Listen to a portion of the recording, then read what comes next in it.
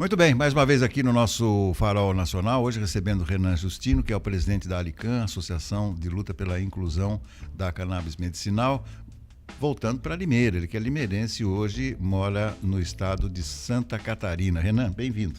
Muito obrigado, meu amigo, obrigado por me receber aqui. Muito feliz de poder gravar aqui contigo de Limeira. Vim aqui matar a saudade da família, da terra e poder contribuir um pouco aqui com quem nos ouve, levando acesso sobre cannabis medicinal para todo mundo. Conheci a sua mãe recentemente, muito simpática. Ela é advogada aqui em Limeira, né? Advogada aqui em Limeira, já tem 25, 30 anos de OAB. Bacana. Conhece bastante gente por aqui. Que bom, que bacana. Bom recebê-lo mais uma vez. Renan, vamos falar um pouquinho sobre a ALICAN. Nós temos abordado vários pontos a respeito do trabalho que a associação faz. E eu queria primeiro, antes da gente falar do cultivo, das novas determinações da Anvisa, reforçar as indicações para o uso da cannabis medicinal, que é sempre bom a gente falar sobre isso, Renan. Com certeza. Inclusive, acho que é uma das maiores dúvidas, né? Porque as pessoas escutam, serve para aquilo, serve para isso, e acabam ficando em dúvida. Mas, no fim das contas, a gente tem uma lista enorme, e não é porque ela serve para tudo e para todos. É por conta de um sistema que tem no nosso corpo que é compatível com isso. Vamos começar por insônia, depressão, Parkinson, Alzheimer, câncer. A gente pode ir seguindo para praticamente tudo que vai envolver a parte neurológica, desde autismo infantil ou adulto, algumas questões psiquiátricas. Todas essas questões, praticamente todas essas patologias, elas estão relacionadas em certa medida por conta de um desbalanceamento desse sistema interno que chama sistema endocannabinoide. E a planta, ela entra como se fosse uma chave fechadura para estabilizar, para trazer essa homeostase. Então a gente tem aí por baixo alguns milhões de pessoas no Brasil que podem se beneficiar com o uso da cannabis medicinal. Eu tendo a relacionar, por exemplo, o uso da cannabis com a homeopatia. Tem alguma semelhança? Mais ou menos. Ela está muito mais para uma fitoterapia do que para uma homeopatia. Tanto no sentido de doses, quanto no sentido da própria molécula e de onde ela vem. É como se o nosso próprio corpo ele produz uma cannabis interna. Que são duas moléculas que fazem essa regulação, a homeostase, que a gente chama, o equilíbrio. Né? E aí, quando esse sistema está em desequilíbrio, o corpo para de produzir, a planta tem esses componentes que são igual chave e fechadura que entram para equilibrar novamente o corpo. E esse sistema é responsável por equilibrar todas as outras funções, por exemplo, o sistema imunológico, o sistema digestivo, todos os outros sistemas vêm a partir aí do equilíbrio do sistema endocannabinoide. Eu estou perguntando isso porque há uma tendência, principalmente, né, do brasileiro que adora uma farmácia na esquina, né? De se tratar, de se autocuidar. Certo. E ele exige, né, principalmente, né, o paciente está com dor de cabeça crônica, ele está com uma enxaqueca, ele está com uma indisposição digestiva, ele vai na farmácia, ele quer que aquele problema se resolva no máximo até amanhã, vamos dizer assim. Não é o caso da cannabis, é um tratamento. Não é o caso da cannabis, ela não vai agir igual um outro medicamento, seja para dor, seja para o que for, do dia para noite. É um tratamento, ele pode ter tempo variado entre as pessoas. Às vezes eu vou usar por 3 meses, por 6 meses, por 1 ano, às vezes por anos. Vai depender muito da patologia, mas é diferente. Até porque ele entra suplementando o corpo nessa falta do que o corpo produz. Então, dependendo do que for ali, o tempo de uso vai ser diferente. Tem gente que com 2, 3 dias, 4 dias já sente uma diferença muito grande. Tem gente que vai levar 4 dias, 5 dias, 4 semanas, 5 semanas, 1, 2, 3 meses. Entendi. Isso é uma coisa que a gente pode falar depois, mas vai depender muito da atuação médica e das instruções daquela pessoa para ela chegar na dose ideal. Eu ia chegar nesse ponto. Uma época, eu me lembro que a minha mãe teve um problema qualquer e estava difícil de resolver, ia para os médicos e tal. E aí a minha irmã sugeriu para que ela fosse num médico homeopata. E aí ele deu não sei se eram cristais, eu não me lembro exatamente o que era. Eu sei que com aqueles cristais, com aquela dosezinha, ela foi meticulosamente ajustada para o consumo. Eu sei que depois de 1 ou 2 semanas a minha mãe estava ótima, não me lembro o problema, mas esse ajuste é importante que seja feito de acordo com a patologia e com cada paciente também, que tem uma reação diferente, é isso? Perfeito. É porque quando a gente vai falar em cannabis, a gente não vai falar diferente dos alopáticos, que hoje tem muito peso, miligramagem peso. Então, a pessoa tem 80 quilos, ela vai tomar X miligramas. A pessoa tem 90 quilos, a cannabis não vai funcionar desse jeito, até porque são mais de 100 componentes dentro dela, que são os canabinoides. O principal é o canabidiol, que muita gente já conhece. Tem o tetraidrocanabidiol, tem o CBN, CBG. Então, a principal questão é achar a fórmula e a dose. Porque cada pessoa vai ter o seu sistema. Ela é muito individualizada. O que é um grande problema que as associações hoje conseguem suprir melhor do que uma farmácia ou uma importação. Porque o papel da associação é pegar a pessoa pela mão, acolher. Então, chegar nessa dose ideal é um papel muito grande que o médico tem que ter de estar conversando com a pessoa ao longo das primeiras semanas de tratamento e falar, não, ó, é 10 gotinhas, é 12, é 14, não, volta lá para 4. Entendi. Todo esse ajuste é muito importante para o resultado do tratamento. Você está falando da importação, me lembra uma coisa, né? Você não vai chegar, quer dizer, não é que seja possível isso, mas assim, você vai chegar no consultório médico descrevendo algum sintoma, alguma coisa, o médico vai prescrever o uso de cannabis. Isso aí seria uma utopia, a gente pensar que esteja no leque de digamos assim, de um clínico geral, apreciar essa hipótese. Mas, às vezes, a pessoa, ela já ouviu, tem uma amiga, tem um parente, tem alguém que se tratou e deu certo. E ela desconhece o trabalho que é feito por uma associação. Eu digo isso, você tem vários desafios, você e os seus colaboradores. Eu acho que assim, o principal é divulgar o trabalho que é feito da associação para que essas pessoas que não conheçam o trabalho, não só da sua, mas de outras associações, reconheçam a importância e a viabilidade, inclusive financeira, que essas associações podem oferecer. Com certeza. Acho que esse, de fato, é o maior desafio. Só voltando no começo da sua pergunta, esses médicos que prescrevem de primeira, principalmente são os médicos que já, na prática clínica, já viram resultado em muitos dos seus pacientes. É aquele que ele já viu que funciona dentro do consultório, independente da especialidade dele, clínico geral ou especialistas. Quem mais prescreve no Brasil hoje são neurologistas e psiquiatras. Tá. São os que mais prescrevem. Mas entra ali seguido por geriatra, por bastante médico do esporte ultimamente também. Então, levar essa informação do ponto de vista de associação parte justamente do tipo de pessoa que você falou. Ele já ouviu falar com uma outra pessoa, direto está tendo matéria na TV, direto está tendo matéria em jornais. Então, ela já ouviu falar, conhece um ou outro e vem desse boca a boca, caindo numa associação para poder ter indicação de um médico qualificado, que acho que é o principal ponto do tratamento depois do produto, qualificado de fato, com qualidade, e a questão financeira. Só puxando um gancho rápido nessa questão, né? Eu acabei, inclusive, de apresentar um estudo em relação a isso, porque eu trabalho também na área de importação, eu trabalho com cannabis tem 7 anos, não só na associação. Então é um mundo que eu já tô bem inserido. O que a gente encontra na farmácia hoje, além de ser muito reduzido, geralmente custa 5 vezes mais caro do que você encontra na associação. E a importação chega a ser 2 a 3 vezes mais caro. Então, o papel da associação é levar realmente para quem mais precisa e tem menos condição de pagar. Porque tem gente que também fica um pouco assim, não sei se é por medo de julgamento social, muitas vezes, essa pessoa vai tentar resolver com as suas próprias mãos, e aí fica caro e outra, né? Deixa de ter uma orientação segura para fazer o tratamento.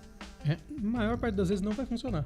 É aquela que a gente falou sobre isso num outro episódio, de a gente querer um atalho, é o barato que sai caro no final das contas, porque precisa de ajuste de dose. Cannabis medicinal não é uma coisa, não é assim, isso aqui é cannabis medicinal, um produto. Entendi. A gente tem mais de 50 tipos diferentes de fórmulas, que vão combinar concentrações diferentes. Então, às vezes a pessoa vai lá, eu quero cannabis medicinal, acho que um CBD vai ajudar, mas na verdade ela precisava de um THC, de um CBN, de um CBG. Tudo isso não tem como a pessoa ter uma instrução sozinha, um conhecimento só, para buscar a melhor opção para ela. Então eu falo que a maior parte das vezes, além de não dar certo o tratamento, vai gerar perda de dinheiro e de tempo. E uma frustração, né? Porque imagina, deu certo para aquele, deu certo para aquele que eu conheço, deu certo para esse, eu preciso e para mim não está dando certo. Renan, nós estamos falando da Alican, que é uma associação. Quantas associações existem no Brasil hoje? De acordo com o anuário da Kaya Mind, que é a maior consultoria do Brasil em cannabis medicinal, ano passado foram mapeadas 315 associações. Isso das que foram mapeadas. Existem mais, algumas a mais ali que acabaram não entrando na estatística com certeza. E você, desculpa, mas eu tenho que perguntar isso. O futuro consumidor, ou quem vai procurar esse tipo de tratamento, ele corre o risco, por exemplo, de não, digamos assim, no Instagram, principalmente no Instagram, você recebe uma enxurrada de propaganda, de sugestão. Às vezes tem uma coisa que você está precisando, você fala, deixa eu dar uma olhadinha e tal. E eu sempre digo para as pessoas, antes de você clica, você tem todo o direito de clicar, mas faça uma pesquisa rápida no Google para ver se aquela empresa é idônea, porque os golpes estão aí, acontece a toda hora. E outra, não é com grandes valores, não. Às vezes a pessoa te tira R$50, R$70, R$100, porque você viu uma oportunidade ali, quando você vai ver, você acabou de cair num golpe. Como que a pessoa deve, por exemplo, a referência que eu tenho, que muita gente tem, é a Alican. Como que a pessoa deve proceder? Ela vai na internet, vai no buscador e vão aparecer 300 associações. Como que ela sabe que aquela associação é idônea? Conversou ela vai entrar em contato com a associação, sempre vai entrar em contato pelo WhatsApp ali, ou vai ligar para essa associação. Ela deve requerer, se ela não tem realmente é novo, totalmente novo para mim, nunca conversei, eu quero validar essa instituição. Isso. Vai pedir o CNPJ. Primeiro, a associação tem que ter um CNPJ, ela é uma associação sem fins lucrativos, ela tem que estar registrada. Se ela nem CNPJ tem, já não é uma associação, para começar. Tá, primeira dica. Então, validou, tem um CNPJ. Segunda coisa, vai ali na sua página mesmo do Instagram, do Facebook, vê os associados, vê quem está relacionado, o médico, quem são os médicos que ela está indicando, e para ir mais a fundo, quem quer ir mais a fundo, pede o estatuto. Toda associação tem que ter um estatuto. Quem é o diretor, quem são os diretores, como funciona, e esse é um documento que tem que ser livre, seja para o associado ou não. Então, quero ir mais além ali, mas assim, na maior parte das vezes, as associações têm caráter municipal. Então, ela são muito locais, salvo as maiores, né? Então, vai ter algum conhecido, vai ter alguém que vai conseguir validar isso na maior parte das vezes. Não vai ser uma coisa, às vezes, com 2 ou 3 contatos, você já consegue linkar numa pessoa próxima que faz parte daquela instituição. Mas o CNPJ ali é a primeira coisa, com certeza. E eu acho que tem uma dica também, não sei se isso é válido, mas assim, a pessoa às vezes ela não vai exatamente para ver se vai resolver o problema dela, ela vai atrás do preço. Eu acho que tem que desconfiar também daquela associação que já vai logo exibindo o preço do produto, como faz, não é? Porque tem todo um caminho para chegar até a aquisição. Então, já tem que desconfiar muito. Por isso que eu te perguntei isso. Tem que desconfiar muito, porque assim, apesar de não ter uma resolução, não ter uma lei que regula as associações ainda, são praticamente 12 anos de associações no Brasil e ainda a gente não tem uma lei federal que regula as associações. Então isso gera muita brecha para cada associação funcionar de acordo com as suas boas práticas. Elas definem as regras, né? E existem as regras para além da associação, que entra a questão do canabidiol, que regula a farmácia, que regula outras coisas, que vai falar, a associação não é feita para venda, ela dispensa para o seu associado. Então o associado vai chegar com uma receita médica, vai se associar e a partir daquela associação ele vai poder ter essa troca pela dispensação. Aí, se você já vê uma associação que fica batendo em cima de preço, compre 2, leve 3, o preço é X. Entendi. Online, já pode colocar um sinal de alerta gigantesco lá, porque mesmo que essa associação seja idônea, tenha um CNPJ, tenha tudo, ela sabe, a diretoria ali sabe que está fazendo alguma coisa que não é para ser feita. Então, eu estou perguntando isso porque está muito comum, pelo menos nos programas que eu assisto, por exemplo, existem laboratórios que estão investindo muito no consumo de vitaminas, né? E você tem mais especificamente de magnésio, outras coisas assim. Você vai numa farmácia, por exemplo, você pega lá, tem uma prateleira, tem 10 prateleiras só de vitaminas, né? Sim. E aí eu fico sempre de olho. E aí um dia eu caí eu não vou dizer besteira, porque mal não fez, né? Mas caí na besteira de comprar uma dessas vitaminas. E normalmente são caras. Aí tinha uma promoção e tal, acho que era vitamina dessas. Tem um monte lá e tal. E aí eu todo entusiasmado, meu filho é cientista do esporte, ele chegou em casa e falou, comprei uma vitamina. Eu falei, pai, isso aí não vai resolver absolutamente nada, né? Porque você sabe, alimentação, atividade física e tal. Suplemento alimentar não é recomendado. Então, eu estou traçando esse paralelo, melhor dizendo, exatamente por isso, né? Porque às vezes a insistência na compra de algo que você nem sabe se vai funcionar é puramente pelo viés econômico, né? É financeiro, lucrativo, não é isso? Sim. Pelo impulso ali também, né? Acaba sendo bombardeado por toda aquela informação. E esse é o trabalho da associação. Esse é o trabalho da associação, é evitar que as pessoas tomem decisões sozinhas por vieses que não são os corretos, né? Primeira coisa, tem que estar claro para todo mundo, não é porque deu certo pro fulano, pro cicrano, pro beltrano que vai dar certo para mim. Tá. A cannabis não dá certo para todo mundo, não é para todo mundo. Então isso tem que estar claro desde já, porque assim, eu acabei de falar contigo numa lista de patologias que podem servir. Mas assim, a gente vê muito resultado em 8 em cada 10 pacientes. Então tem ali a margem dos pacientes que não vão responder e não é a melhor indicação. Então isso tem que ser investigado a partir do médico. Não adianta a gente achar, não, mas está dando certo, já deu certo para um, para outro, vai dar certo para mim também. Principalmente se cai naquilo que tu falou, né? Eu vi dando certo para todo mundo, apareceu um anúncio para mim, vou lá, compro e eu começo a me medicar sem nenhuma instrução. A chance de dar errado é 99%. É muito grande. Vai perder tempo e dinheiro, sabe? Vai perder tempo e dinheiro, exatamente, porque está esperando um resultado. Agora, nós estamos falando de resultados imediatos. Por exemplo, uma coisa que incomoda todo mundo, ninguém quer ter dor, né? Tem gente que tem medo de tomar injeção. A minha irmã, por exemplo, fala, não me põe agulha de injeção que eu morro de medo e tal. Mas a dor é um negócio que incomoda, principalmente dor de cabeça. Chegam a procurar pelo uso por uma dor de cabeça persistente, por exemplo? A gente tem alguns estudos, inclusive eu consegui patrocinar um deles no passado, mas a gente tem uma indicação muito forte para cefaleia, né?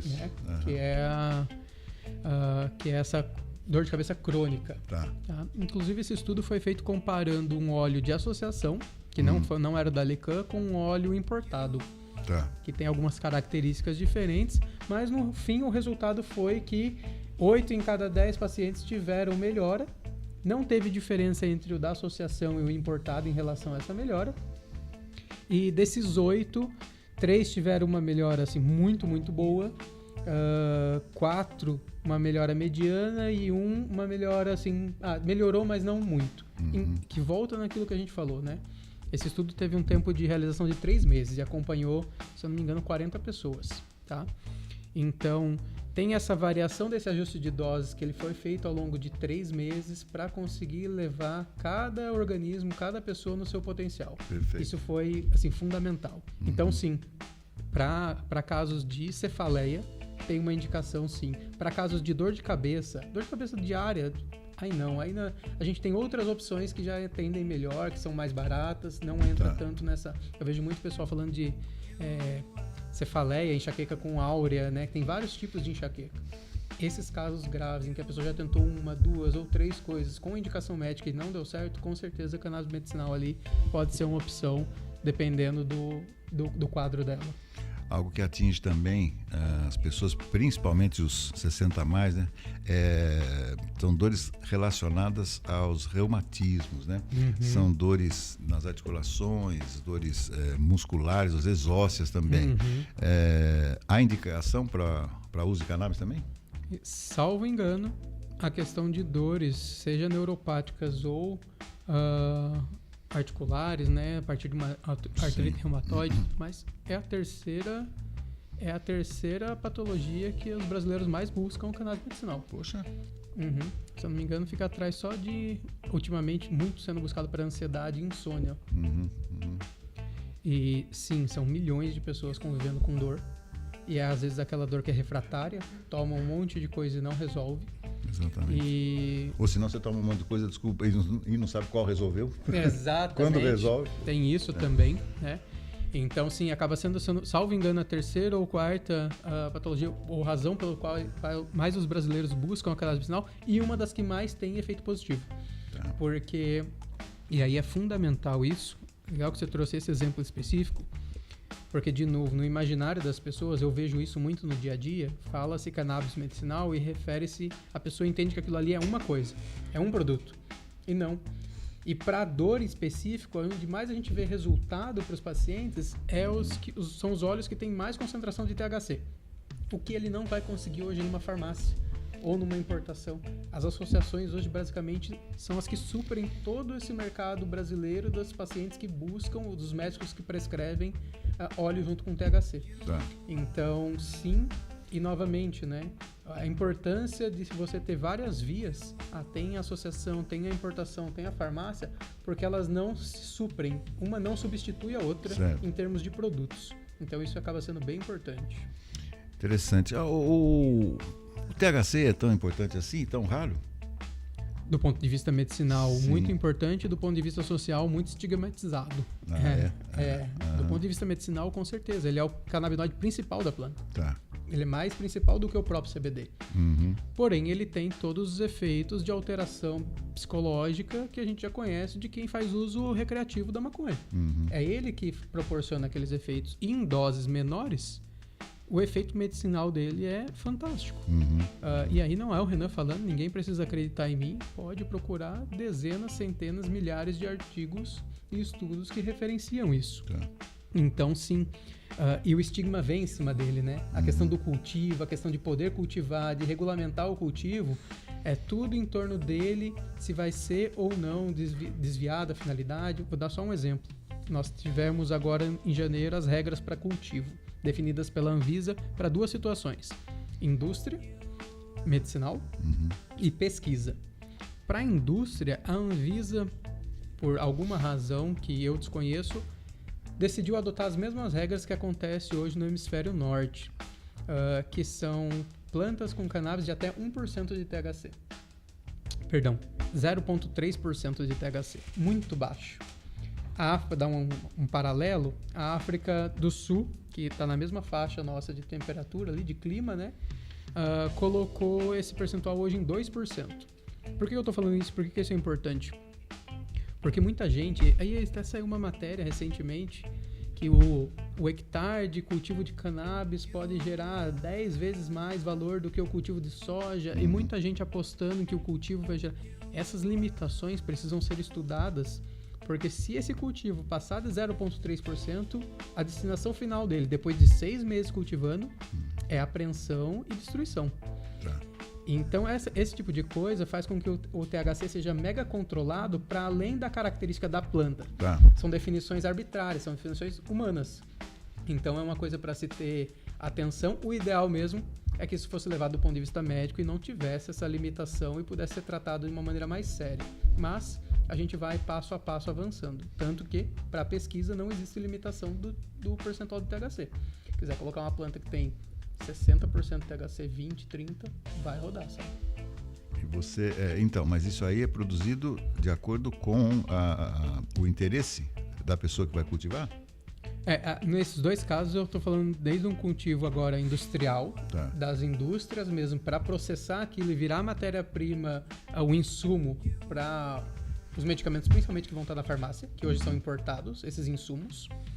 E para pesquisa, destinado realmente para fins de pesquisa. Do ponto de vista pessoal, quem planta para produzir o seu próprio remédio, hoje não existe esse limite, porque as receitas, as prescrições e o pedido do advogado na justiça geralmente já contempla. Mas daí, nesse caso, tudo tem isso. que ser liberado pela justiça. Sempre. Ou Sempre. seja, a permissão. A permissão. É um habeas corpus, né? Uhum. Porque você vai estar cometendo ali uma ilegalidade de cultivar. Sim.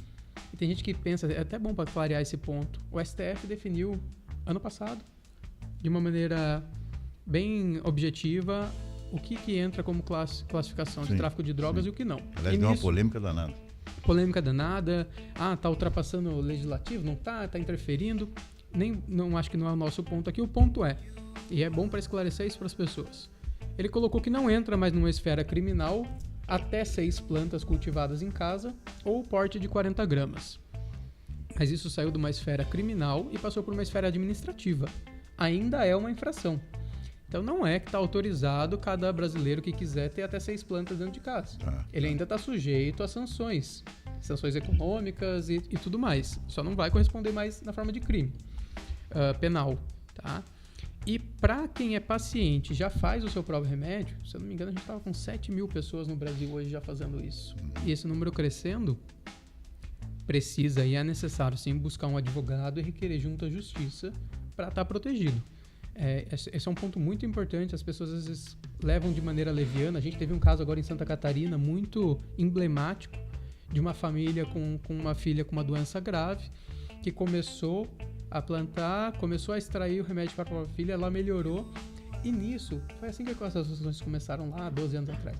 Um outro conhece. Deu certo para sua filha. Me dá um pouco para minha filha também, tá assim. E essas pessoas vão se juntando porque elas têm a mesma dor.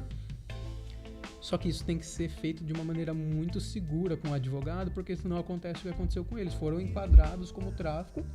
Agora, teve uma operação policial super emblemática. Até falar que uma coisa não é outra, já se passou 1 mês e meio tentando resolver. Pai preso, mãe presa. Então, toda uma situação descaracterizada por falta de legislação e por falta também de um cuidado pessoal que tem que ter. Interessante. Agora, uma vez você estava falando do plantio, né?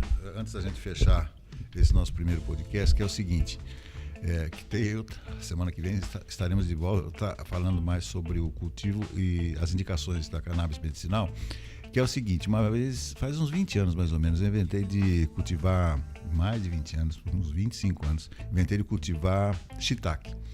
Né? E o cultivo do cogumelo é uma coisa basicamente simples, mas exige um certo cuidado. Você tem que inocular madeiras de eucalipto. Você pega uma broquinha, fula, depois você põe a sementinha ali, e depois você tem que fechar com cera e tal. Não é tão difícil, mas é trabalhoso. Certo. Né? E aí, nessa propriedade, havia uma pessoa muito experiente do campo e tal, e ela olhou bem para mim e falei, desculpa perguntar, o senhor já tem para quem vai vender isso? Eu falei, não, ainda não vi, não, mas eu gostei, um livrinho assim, assado. Falei, melhor o senhor ver para quem o senhor vai vender, porque senão o senhor vai produzir. Eu nunca vi esse negócio aí. E, de fato, na época, o cogumelo da variedade shiitake não era muito conhecido. Era mais o Paris e o shimeji, que era mais simples. Eu fiquei com a produção inteira. Eu nunca comi tanto shiitake na minha vida, porque simplesmente não tinha para quem vender, porque ninguém sabia o que era aquilo lá e tal. Então, enfim, tem essa também. Quem vai cultivar já tem que ter a destinação do seu cultivo. Ninguém vai se arvorar a fazer plantar 1 alqueire, 2 alqueires, 3 alqueires da planta, se não tiver uma destinação pelo menos científica para isso. Com certeza. Faz bastante sentido trazer esse ponto, porque eu vi esse problema acontecendo em alguns outros países. Uma viagem que eu fiz para o Uruguai uns 5 anos atrás, e a gente vê isso acontecendo, na verdade, em vários outros países. E tá para acontecer aqui no Brasil, infelizmente. Vence a lei para regular o cultivo e a galera acha que é o ouro verde. Vai sair plantando e... Não. Tudo é uma questão de demanda e de burocracia em torno dessa demanda. O que pode e o que não pode. Então não é sobre plantar por plantar. É sobre plantar para atender uma demanda que já existe. Se essa demanda não está lá ou se ela não tem essa ligação entre o plantio e atender a demanda, vai ser uma frustração. Até porque a gente está falando de uma planta que geralmente entre a semente e a colheita são 6 meses. Então é uma planta... na natureza a gente está falando de um ciclo anual. Que você coloca ela ali no final da primavera para colher ali no meio do verão, mais ou menos. Mas hoje se faz muito indoor, então você consegue 2, 3, 4 safras no ano. Porém, você precisa de uma destinação. E aqui no Brasil, a destinação dela em natura, em flor, ela é muito rara. Salvo algumas associações que distribuem, ela é muito rara. A gente não tem um mercado de cannabis no Brasil. Diferente dos Estados Unidos, diferente do próprio Uruguai, que hoje atende e vende na farmácia. Então, é diferente. E aí tudo isso tem que ser processado e virar insumo para a fabricação de óleos, para a fabricação de outros medicamentos. Então, sim, é necessário ter essa cautela e não é cultivar por cultivar, é cultivar com um propósito para atender uma demanda específica. Estou falando isso que vai que alguém nos assista e fala, puxa vida, tem uma áreazinha aqui, um sítiozinho aqui e tal, dá para fazer isso e tal. Mas, é o que eu mais escuto. É mesmo? É o que eu mais ouço, porque conforme a gente vai expandindo a associação, olha, mas eu tenho um espaço para plantar, eu tenho outro aqui para plantar.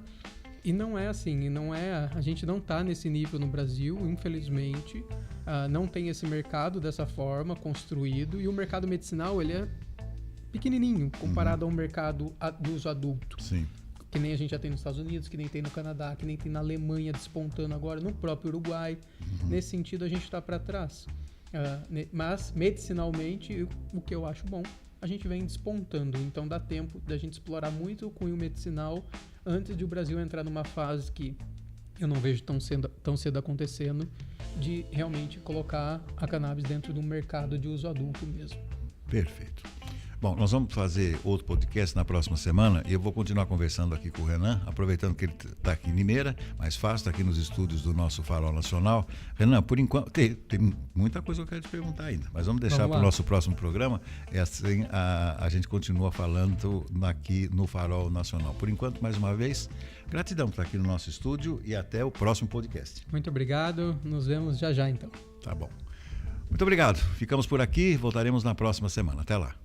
Algumas novidades merecem ser descobertas antes de todo mundo.